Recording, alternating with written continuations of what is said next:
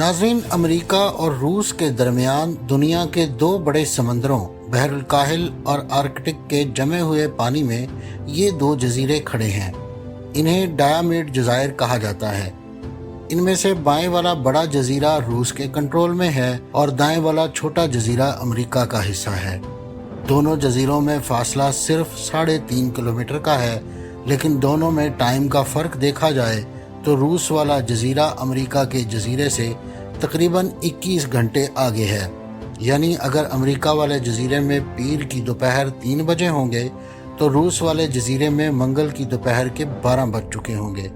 यानी सिर्फ 3.5 किलोमीटर सफ़र करने पर आप अगली तारीख में भी जा सकते हैं और पिछली तारीख में वापस भी आ सकते हैं। मगर इसके पीछे क्या चक्कर है, ये समझने के लिए हमें मेरिडियंस की लाइनों को समझना होगा, जो ज़मीन के नक्शे को समझने के लिए शुमाल से जनूब की तरफ ख्याली तौर पर बनाई जाती हैं। दरअसल हमारी ज़मीन गोल है और एक गोल दायरे में 360 डिग्रीज होते हैं, तो हम ज़मीन के नक्शे पर शुमाल से जनूब 360 लाइनें बना लेते हैं। इन लाइनों में से एक लाइन इंग्लैंड के इलाके ग्रीनविच से गुजरती है और इसे 0 डिग्री मान लिया गया है। यहाँ के वक्त को भी स्टैंडर्ड माना जाता है, जिसे ग्रीनविच मीन टाइम यानी GMT कहा जाता है। इस 0 डिग्री से मशरिक की तरफ हर 15 लाइन गुजरने के साथ वक्त में 1 घंटे का इजाफा हो जाता है। यानी मशरिक की तरफ हर 15 डिग्री के बाद GMT+1 हो जाता है, जबकि मगरिब की तरफ हर 15 लाइन से 1 घंटा कम होता जाता है। यानी मगरिब की तरफ हर 15 डिग्री के बाद GMT-1 हो जाता है।